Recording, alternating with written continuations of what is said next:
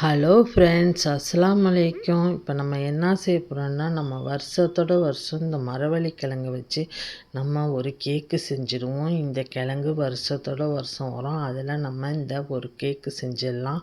வாங்க வீடியோக்குள்ளே போகலாம். வீடியோவை ஸ்கிப் பண்ணாமல் பாருங்கள். அதுக்கு நான் இப்போ ஒரு 1/2 கிலோ கிழங்கு எடுத்திருக்கேன்.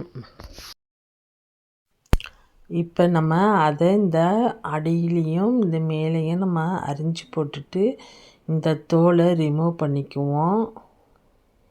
இந்த தோலை வெட்டி எடுத்துக்கோங்க. இந்த கிழங்கு வருஷத்தோட வருஷம்தான் வரும். அப்போ இந்த மாதிரி ஒரு முறை இந்த மாதிரி ட்ரை பண்ணி பாருங்கள்.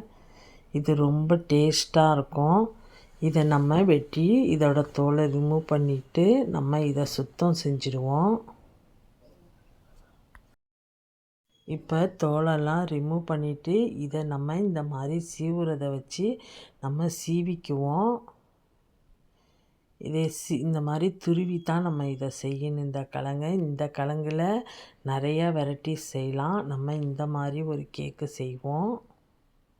இப்போ இதை எல்லாத்தையும் இந்த மாதிரி நம்ம திருவி எடுத்துக்குவோம். எல்லாத்தையும் நான் திருவி எடுத்துக்கிட்டேன். இது மெஷர்மெண்ட் கப்பால் அளந்துக்கலாம். இது இந்த மாதிரி தான் இதை செஞ்சு பார்க்கணும். ஜாமான்லாம் நம்ம கரெக்டாக இதுக்கு சேர்த்துக்கணும். நான் 3 கப்பு கிழங்க துருவினதை எடுத்து வச்சுருக்கேன். இப்போ தேங்காயையும் நம்ம கீறி எடுத்துக்குவோம். இப்போ ஒரு பேனை எடுத்துக்குவோம். அதில் ஒரு 3 ஸ்பூனு நெய் விட்டுக்கோங்க. இது நெய்யில் தான் நம்ம செய்யணும். எண்ணெயெல்லாம் சேர்த்துக்கக்கூடாது. நல்லா ஒரு 3 ஸ்பூனு 4 ஸ்பூனு கூட நம்ம நெய் சேர்த்துக்கலாம். நம்ம எவ்வளோ நெய் சேர்க்குறோமோ அவ்வளோவுக்கு நல்லா வாசமனமாக இருக்கும். இப்போ இதில் நட்ஸு நமக்கு வேணுங்கிற நட்ஸை இப்போ வறுத்துக்குவோம். நான் முந்திரி பாதாமும் கொஞ்சோண்டு திராட்சை சேர்த்துருக்கேன். இதை நம்ம வறுத்துக்குவோம். நல்லா வறுபட்டுருச்சு. இப்போ அதே பேனில் 1 கப்பு ரவா சேர்த்துக்கலாம். 3 கப்பு திருவுன கிழங்குக்கு 1 கப்பு ரவா சேர்த்துக்கங்க. அப்போ தான் மெஷர்மெண்ட்டு கரெக்டாக இருக்கும். இந்த 1 கப்பு ரவாவையும் அந்த நெய்யிலேயே நம்ம வறுத்துக்கிட்டாச்சு. இந்த கப்பு அளவு அதே கப்பில் தான் நான் ரவாவையும் எடுத்திருக்கேன். இது பொன்னிறமாக வறுத்துக்குவோம். இப்போ ரெடி ஆகிடுச்சி. இப்போ தேங்காய் திருவி வச்சுருந்தோம். அது ஒரு 2 கப்பு எடுத்திருந்தேன். அந்த தேங்காயையும் இதோட சேர்த்து நல்லா கலக்கி விட்டுக்கலாம். ரொம்ப வறுக்கணுன்னு தேவையில்லை. இந்த நெய், ரவா, தேங்காய் எல்லாம் ஒன்றா மிக்ஸ் ஆகுனா போதும். ரொம்ப தேங்காயோட வாசம்லாம் நமக்கு வந்துருச்சு. இப்போ இதை ஒரு பேனில் மாற்றிக்குவோம். இப்போ நான் கிழங்கு ஒரு பேனில் வச்சுருக்கேன். அதே எண்ணத்தில் இந்த ரவாவையும் நம்ம கொட்டிக்குவோம்.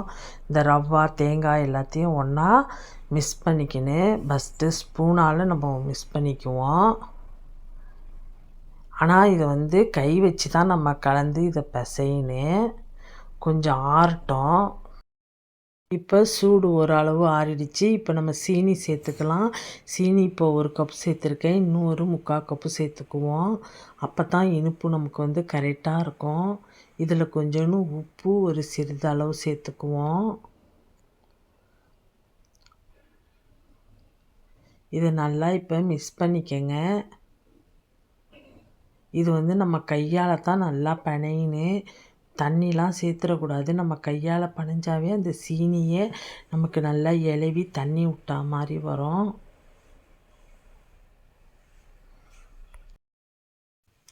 இப்போ நல்லா கையால் நம்ம பிடிச்சி பார்க்கணும். பிடிச்சி பார்த்தாவே நமக்கு அதில் பதம் தெரிஞ்சிடும். இப்போ அந்த சூட்டுக்கும் நம்ம சீனி போட்டதுக்கும் நல்லா இலவி வந்த மாதிரி ஒரு கொழுக்கட்டை பிடிக்கிற மாதிரி அந்த பதத்துக்கு வந்துடும். இதுதான் கரெக்டான ஸ்டேஜி. இப்போ நம்ம எந்த பேனில் கேக்கு செய்ய போகிறோமோ அந்த பேனில் ஒரு 2 ஸ்பூன் நெய் விட்டு எல்லா பக்கமும் தடவி விட்டுக்கோங்க.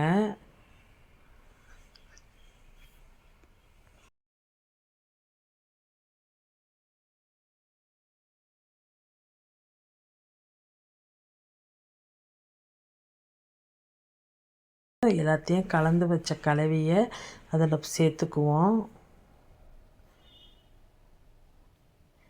சேர்த்துக்கிட்டு எல்லாத்தையும் ஒன்றா சமப்படுத்திக்கங்க.